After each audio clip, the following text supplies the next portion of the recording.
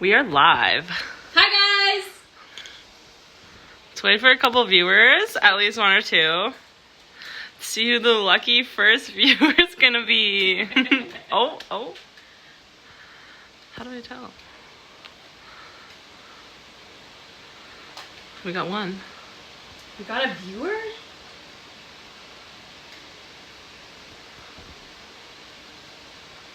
Josephine is waving at us. Hi Josephine. Debbie. Hi Debbie!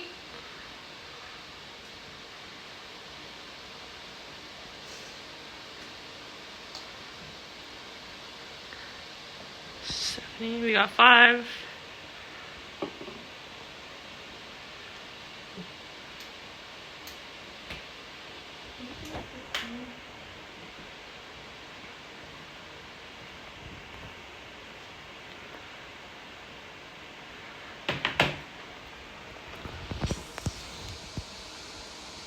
Welcome to Esther's Kitchen. Lisa and Joni, you could text me if you need to get a hold of Amy. Because we're doing this on her phone. Okay, we have 11. Do you want to get this show on the road? Let's get the show on the road. Okay. Hi guys. I hope you're staying safe and in your homes. I know it's been a bit of a tough time, but during those tough times, we're going to show you the spirit of Biigtigong right here. As you all know, everybody from Biigtigong loves them dumplings, and we're going to be doing a steamed dumpling demo today. So these are basically all your pantry essentials. You got flour. I know I got cake flour here, but you guys can use any kind of flour that you do have in your pantry. Cake flour is just a little bit more of a finer texture, but it'll all work out. You got some raisins. I got some sugar here, vanilla extract. So if you do need all of these ingredients, I posted them on the website a little bit earlier. Or sorry, Stephanie did. Canned milk. I know it's just said milk, but if you do just use regular milk, that's fine. I like to use canned.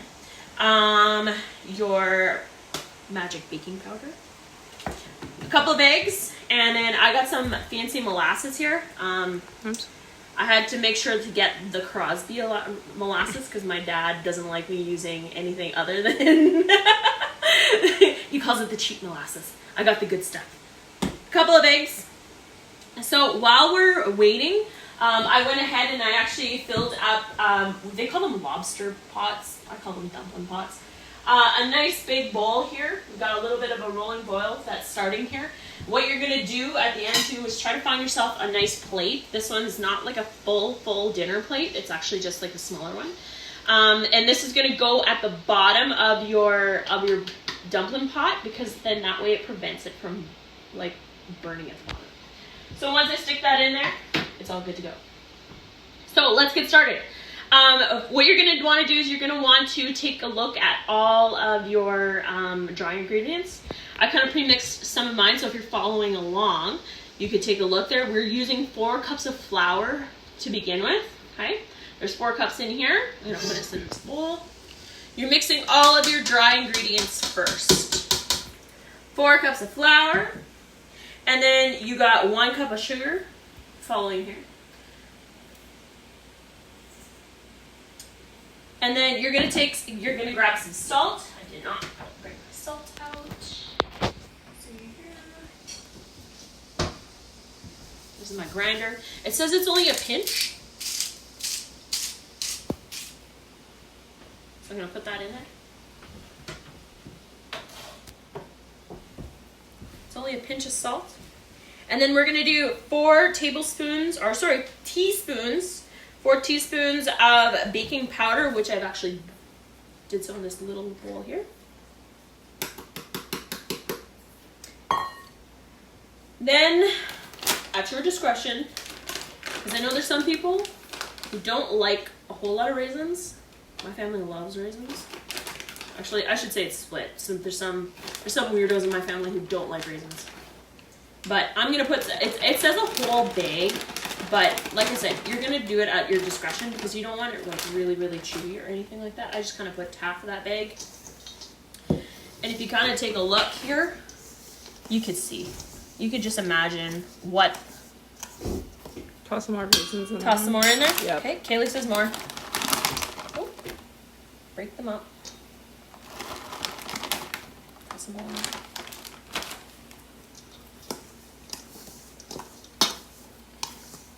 And if you need to along the way to add some more, feel free. Okay, so I got my dry ingredients going on. Next, what I'm going to do is I'm going to crack 2 eggs. I'm going to crack them into this small bowl though, because in reality, if you do get like a little bit of a shell, that way you can kind of pick it out of here instead of picking it out of there. So it's always a good idea to crack it into a different bowl first. So we got 2 eggs going on here. I'll put that right in the bowl. No shells. Then I'm going to get my tablespoon. We're going to do 3 of this guy, and this is the vanilla extract. Whoops.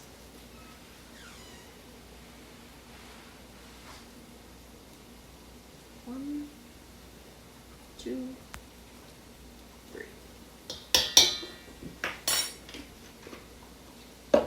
Then what I'm going to do is I'm going to follow that with my milk. I know these aren't exact, and we actually put it on there 2 cups of milk, but I like to use the entire thing.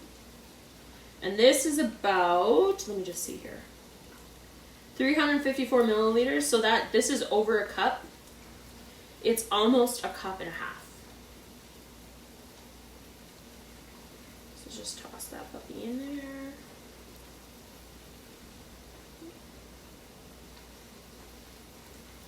Okay. And combine it with about a quarter of this one.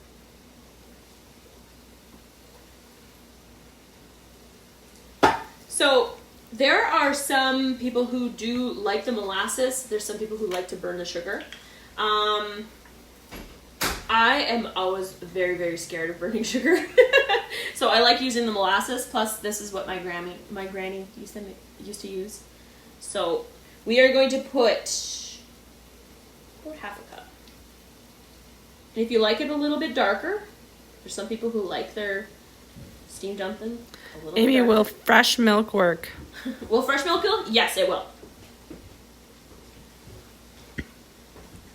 I'm going to come with my spatula here. Start to move this stuff around.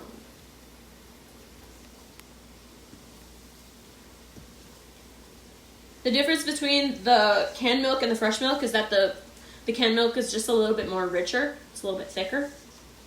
So I would just use maybe just a little bit less. But you're going to see, once this all comes together, that it's going to have like a really thick, cakey kind of consistency.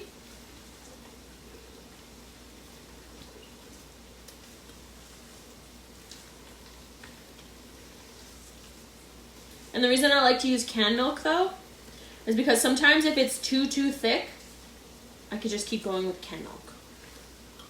If you don't have any more canned milk, you can use a little bit of water if you need to. It starts to look like that. Kind of has that baby poop sort of consistency to it.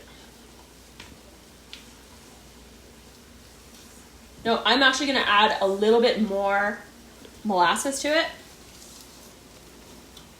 Just because I like that darker texture.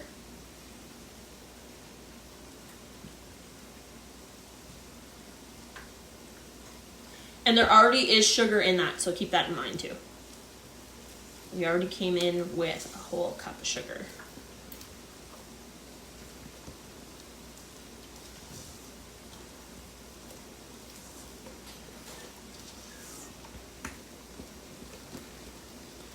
Give it a good stir, because then now you'll actually be able to see whether or not you do want a little bit more raisin. Can't really do anything if you put too much raisin, but it'll all work out. It's all a learning curve for us. So we got that cakey kind of content. Ooh, look at that. Make sure you get all of those little spots where you might find a pocket of flour.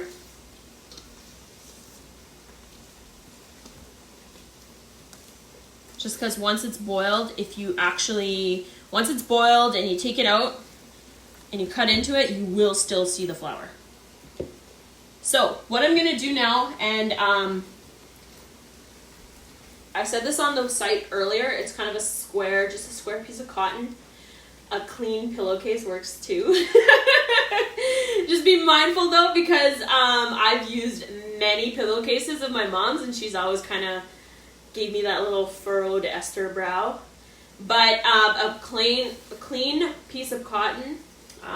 As you can see, this one here we've used a couple of times, and you can wash it in the washer or anything like that, and keep using it. So just a plain piece of a dumpling, we call it our dumpling rag. It usually goes right back into the bottom thing with all the kitchen rags. But what I want you to do first is that once you have your plain, your clean dumpling rag, is I want you to actually wet it down first. No, she didn't, Mel. She just used her milk. She just said if you ran out of canned milk, you could use water to get it to that consistency.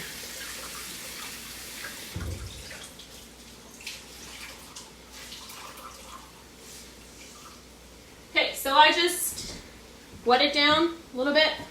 I'm gonna move all of my stuff here because it is gonna get a little bit sticky.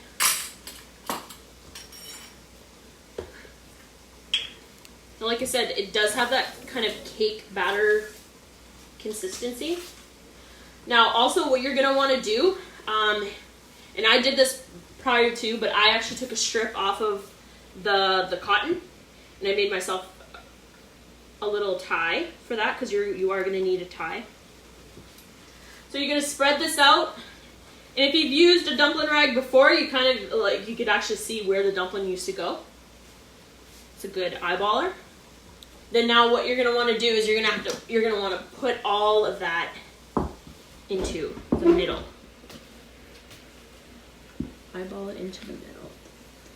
Don't worry about overflow. We're gonna get to tying that up really, really quickly. Shan, it's all trial and error. We've had our fair share of mishap dumplings. It is very much trial and error. There's a lot of families you'll notice too that will use different recipes. Some recipes use lard, some recipes use more eggs. This is one that we found that our family really, really likes. Like I said, with the birch sugar and the molasses. Some people use both, some people use one or the other. And they all come out to a matter of taste. Now, this is the, oh look, you can actually see where a little bit of that flour was hiding. And you'll get those sometimes around the raisins. Okay, so you have to get yourself in a position where you can actually grab not just corner to corner, you kind of have to go a little bit and then keep going around the side.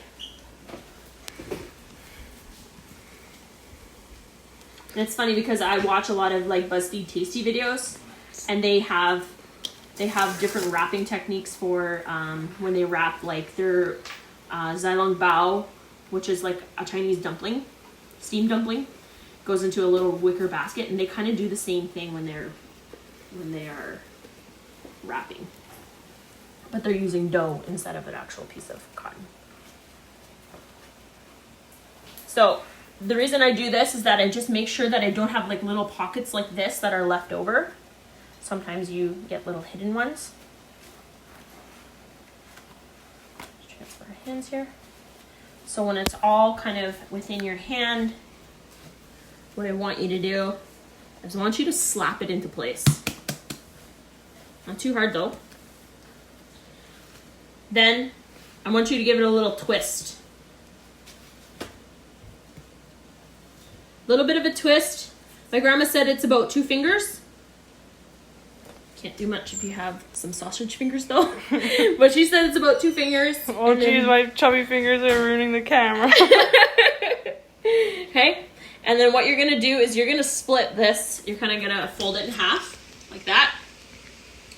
You're gonna bring it around, and then you're gonna pull it through.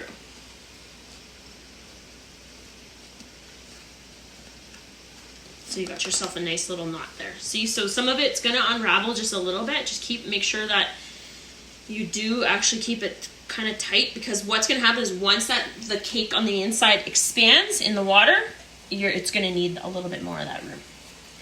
But you're gonna need to do a very, very tight knot here. It is better with 2 people. It is totally better with 2 people, yeah. My cousin Candace and I do this at camp all the time. We go to Moose Camp.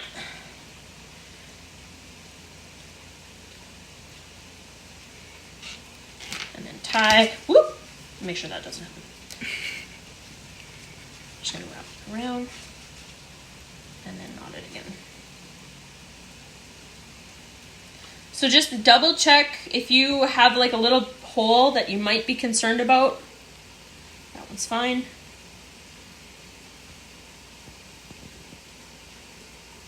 Because what's going to happen is this is going to expand, and if you do have a hole somewhere in the folds, it will go out of it and the water will seep on the inside.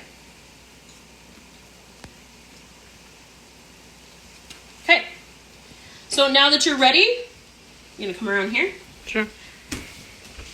So like I said earlier, with the plate, make sure you put the plate in there, because this is so heavy that it's going to sink to the bottom. And it can actually burn. So we don't want a burnt dumpling. Put it in. You can already see. And then we're gonna put this down there.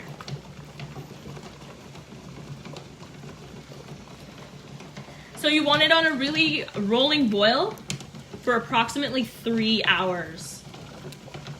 You gotta keep taking a look at your water level, because you want it to be kind of, well, it's gonna float a little bit, but make sure that the water level is at least near to the top. And then what I'm also gonna do is I'm actually gonna put a cover on top of this, because it is a steamed dumpling. We want that steam to stay on the inside, and then that way we can actually help it with the cooking. Now, if you're worried about water level, have a kettle on hand on the side there with some hot water, because then that way if your water level does go down, you already have hot water ready. So that's it for now. In 3 hours we'll post some pictures, and if you're following along with us, please post your finished product. Yeah, Mal, we want to see yours. Yeah, we are so super excited to see it, and stay safe. Wash your hands. I know we're social distancing. Kaylee and I are at least 6 feet away from each other. So thank you for joining in. Please leave some comments on the website, because I know we're trying a bunch of different things. We had bingo last night. We had trivia on Saturday. We're trying to keep our members very, very happy and safe at a distance. So thank you for joining in. Bye.